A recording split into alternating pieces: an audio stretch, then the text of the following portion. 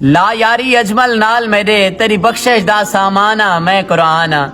ایک حافظ قرآن اور نماز تراوی کے دن آ رہے ہیں.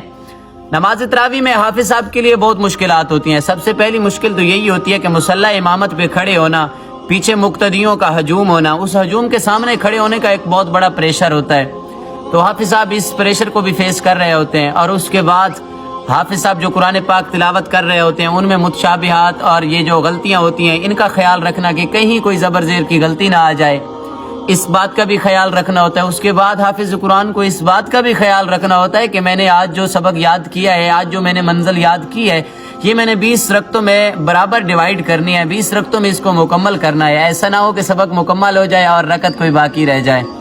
یہ بات بھی حافظ صاحب کے لیے بڑی مشکل کی ہوتی ہے. اور سارا دن حافظ صاحب نے منزل یاد کرنی ہے. شام کو جب افطاری کا وقت ہونا ہے تو کم کھانا ہے کہ کہیں پیٹ خراب نہ ہو جائے, یا زیادہ کھانے کی وجہ سے تراویح پڑھاتے وقت اونگ نہ آ جائے.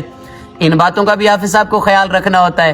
اور اس کے بعد جو حافظ صاحب کے لیے سب سے مشکل کام ہوتا ہے وہ یہ ہوتا ہے کہ زیادہ اونچا بھی نہیں پڑھنا اور زیادہ تیز بھی نہیں پڑھنا, کیونکہ مقتدی اعتراض کرتے ہیں زیادہ تیز پڑھنے سے اور زیادہ اونچا پڑھنے سے گلا خراب ہو جاتا ہے. تو یہ کافی ساری باتیں ہیں جن کا حافظ صاحب خیال کر رہے ہوتے ہیں.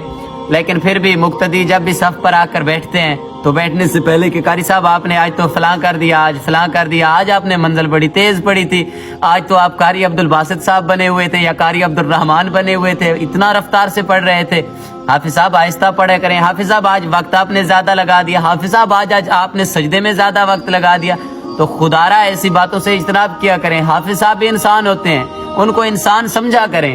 اور حافظ قرآن کی تو بہت بڑی شان ہے. اللہ تبارک و تعالی ہم سب کو حفاظ کرام کا ادب و احترام کرنے کی توفیق بخشے.